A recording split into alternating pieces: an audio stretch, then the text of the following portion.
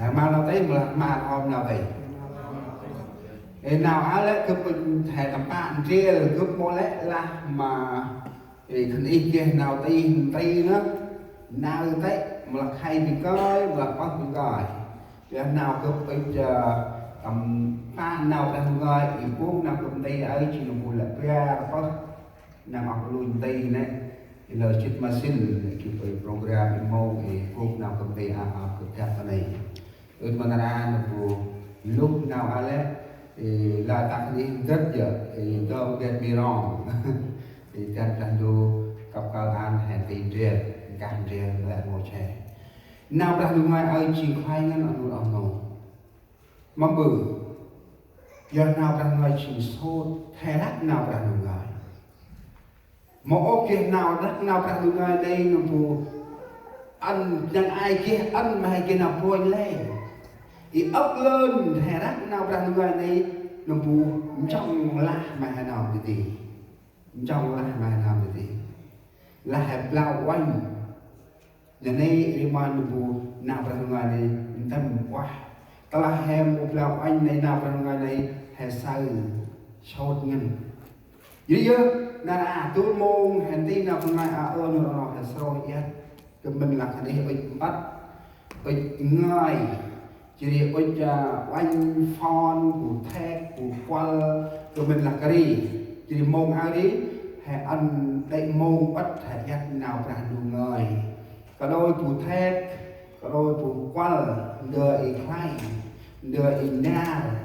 đợi kia nào tắt thì hay lục rồi đi hay qual hay người là ông nghe cụ tăng yêu ra này thì tao hay giác nào ra người chỉ hay thép phone giờ thì quá đông giờ là mong người một kia nào hay tầm này nói ta nào cùng tí này một kia nào làm tầm hai ổ chuyện thì ơn mà cứ quay là bò hay bức ra đã chẳng bò hỏi đó là nông hay chỉ đi một anh ở đây thì thì hỏi này mặt thẻ quanh ri và bự hay kia chặt nông đúng không một thì nào hẹp ra người và nông thì nào ra người của xây grab này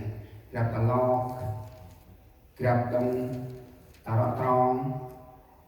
grab đông tóc tận này họ và player grab đông tóc tận này đúng chút quay đó là cái tóc tầm tròn mà còn chỉ chân châu đó là cái tóc tầm bài lo mà còn chỉ hòn đông lọt in tức là cái tóc đông ta nén hợp là quen mà phòng chỉ hòn đông việc cười cò nén tóc tầm cái tóc tầm nào lùng chỉ chặt chỉ cái này đông hải nhạt nào là đủ người thì nào chi tầm hè thì nào lai tầm hè cứ mình là hè rồi thì ở đông kia hè thầy cô nhớ riêng mà con vì xa hành bồn riêng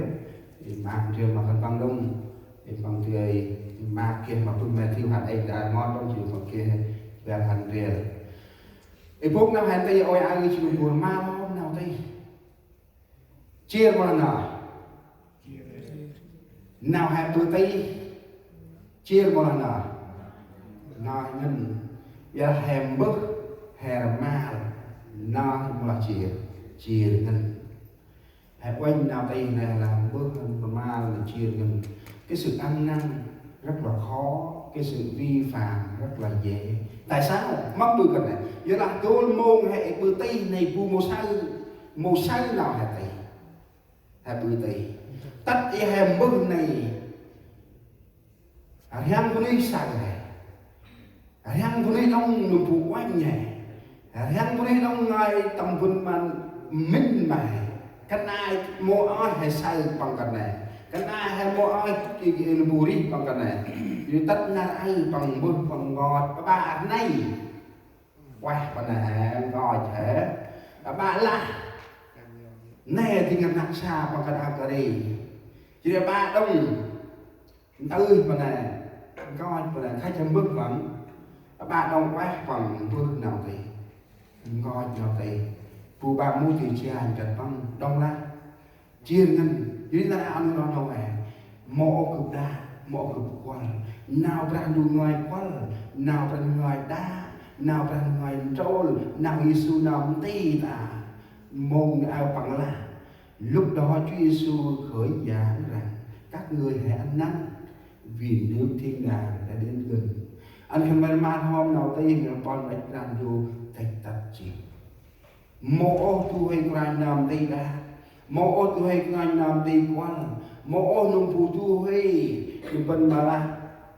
nam tây quay nam tây quan đa ai chỉ bơ quay nam quan nam đa lẽ ngôi phùng cho lẽ ngôi nam tây quay nam tây lẽ ngôi phùng phù nam cho mà quay ra bằng là lẽ ngôi trong đây mà hôm nào tây con ra tràn du tắc chỉ. Sự kêu gọi này không phân biệt một dân tộc nào quanh ra qua là một trong bằng qua thum pol pol la Israel thường quanh ra ít qua mà lại ngồi bu nào cho mà bằng chỉ mà hôm nào thì cần may mắm mừ và bọn phải đánh đàn đu tết tật bọn đánh đàn đu mồ rom ôm phùng tây mồ rom ôm phùng hít phùng mồ rom ôm phùng nào chỉ đi trên cái ngày sắp ít ý nào thì hèn tì ta đó thì trời ngoài cả ngoài ta ai chỉ được bù hai sáu ba bự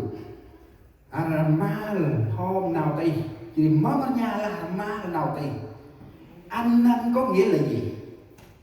năn ai một ít mất ở nhà là ma nào tì mất ở nhà là ma nào tì chỉ dần là ăn năn có nghĩa là gì năn ai hay một ít như hè mồ ha mà một nhà là ma nào tây thì cướp trái ở đây vậy là mai móc bằng bữa em ở đây mong cái sao ở trái này chỉ là thằng Israel quay trong cái bữa chăng này hãy sáng nào rằng người tròn trước mà vừa mang cách tắt lệ mang cách lệ ná cách hồi đi ăn phùng hè chốt mà hôm mà nào mà ca nào mò chỉ đi chọc ao lôi mà nào có hàng nào mà nó thấy thằng hay say chiến mà sao chốt mà hôm nào mà ca nào mò nào hay là mà nó thấy chuyện vụ anh hay kích băng ra quá anh đâu chốt mà lỗi cho chốt mà đấy chỉ mà bự tôi nôm này bằng lý chắc chắn bằng mặt rài là monder im ar tầm hè mùa kết nào vậy tầm hè mùa tông đông phù quay lạc gặp mô tông gặp mùa khách quân đi gặp mùa ngoài ấp các khăn ai khăn may gặp sức can biết chỉ đạo ta con gặp sức tận môn được luôn khu tài chay mùa kết nào vậy nên chú bù hè quay ở đây sang hè nào chỉ bù ý kiến nào đây hè sai ta ở nào phải nói là phùng ý kiến nào đây hè quay sai nào quan trọng chỉ là cho thanh ra quá hôm năm phú hôm ana lời chào hè năm mà nào kia nào mô lá nhìn ranh lời ta quan tới mô lá đạp lờ lời tâm chín mô lá khét piano bia lá trong hôm quan ra Giêsu Christ chỉ đi lời ta quanh mà can ngày sắc mô lá bùm mà nào bằng coi nay chiên can ngày sắc hèn ra nay chiên đưa hèn mar nay chiên đưa hèn chla nay chiên đưa hèn tun lốt này lốt mà nó đây này không những chỉ ăn năn bỏ cái tội lỗi mình nhưng phải có một đấng ở trong chúng ta hãy sáng nào bằng người là thả cho hòm tròn chiếc mà còn cái lá cho hòm quay ra Giêsu chi chả là nào đây chi mà nào đây nào đây mà hôm ăn chiên nào đây chắc quanh đồ thôi hàng ra sai năm nay chỉ được vụ nào đi chiên băng chỉ được vụ đi tầm quanh ra cúc tầm quanh ra chỉ đi chiang đi chiên băng tầm quanh ra tầm nào giờ là chớ nộp mình vào sự quá độ và say sưa buông tuồng và bày bạ rầy rả và ghen ghét,